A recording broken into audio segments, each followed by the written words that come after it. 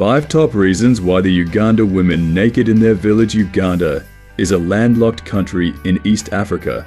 It is bordered to the east by Kenya, to the north by South Sudan, to the west by the Democratic Republic of the Congo, to the southwest by Rwanda, and to the south by Tanzania. The southern part includes a substantial portion of Lake Victoria shared with Kenya and Tanzania. Uganda is in the African Great Lakes region. It lies within the Nile Basin and has a varied equatorial climate.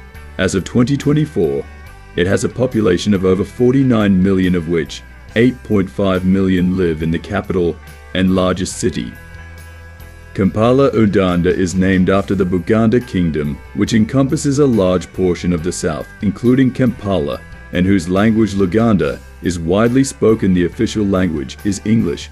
Although landlocked, Uganda contains many large lakes besides Lakes Victoria and Kyoga. There are Lake Albert, Lake Edward, and the smaller Lake George. It lies almost completely within the Nile Basin. The Victoria Nile drains from Lake Victoria into Lake Kyoga and thence into Lake Albert on the Congolese border. It then runs northwards into South Sudan, an area in eastern Uganda is drained by the Suum River, part of the internal drainage basin of Lake Turkana.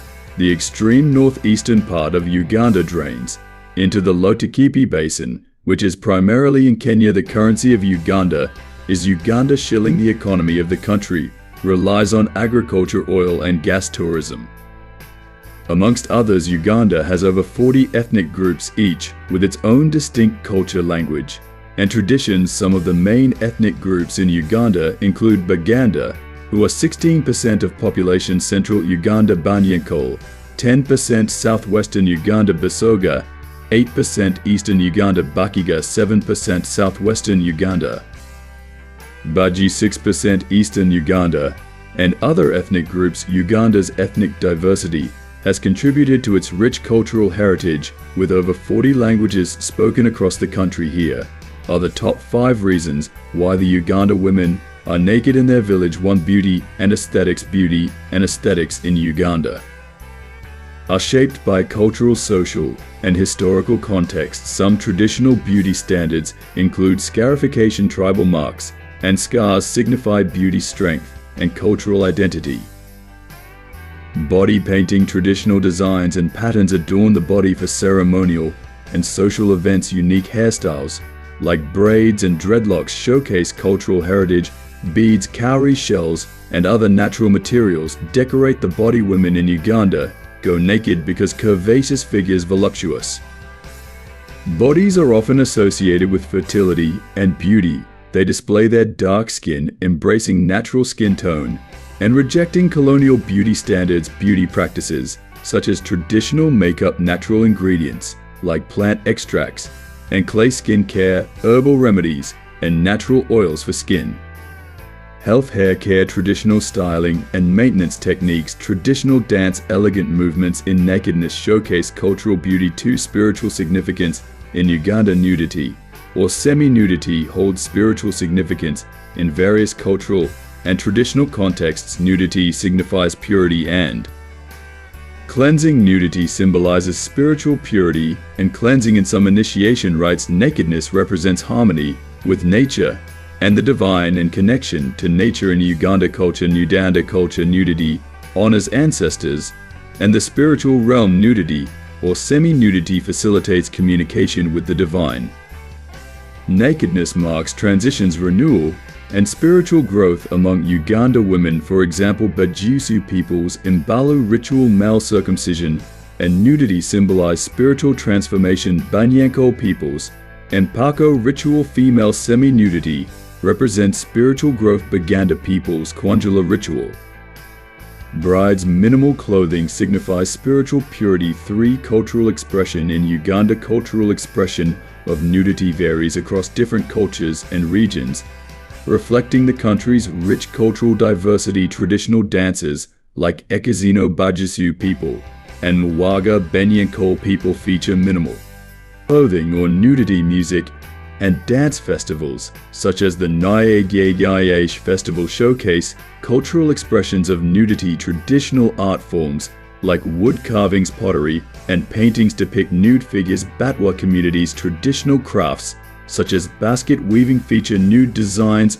Oral traditions and folklore often feature nude characters, or themed storytelling sessions like Ekabinja Baganda people use nudity to convey moral lessons. Traditional theatre forms such as Ekidongo Banyankole people incorporate nudity. Contemporary performances like the Naked Truth Ugandan play explore themes of identity and culture. Imbalu Festival Bagasu people celebrates male circumcision and nudity. Mpako Festival Banyankole people features female semi-nudity. Practicality of nudity among Ugandan women varies depending on cultural, social, and economic contexts. Nudity or semi-nudity is common in some rural communities for practical reasons, such as bathing, farming. Nudity or semi-nudity featured in initiation rites, traditional dances, and festivals. Even in their daily lives, nudity or semi-nudity is common for breastfeeding in some communities, bathing in rivers, lakes, or communal bathing areas. Nudity or semi-nudity is common for practicality. During farming, minimal clothing worn for comfort. And Practicality 5 initiation rites. In Uganda, some initiation rites and cultural practices involve women going naked or semi-naked, but these practices vary across different cultures and regions. Some few examples are Nyana Boise initiation Bajisu people, a coming-of-age ritual for young women involving nudity and body painting. Mpako initiation Benyankole people, a female initiation ritual involving semi-nudity symbolizing transition to womanhood. Kwanjula initiation Baganda people, a marriage initiation ritual where brides may wear minimal clothing. Young women undergo nudity as part of initiation into womanhood. Semi-nudity represents transition to womanhood. Breast exposure symbolizes fertility and motherhood. Conclusively, it is essential to approach this topic with cultural sensitivity and understanding so as to avoid harmful stereotypes or assumptions. Thanks for watching. Please do like and subscribe for more.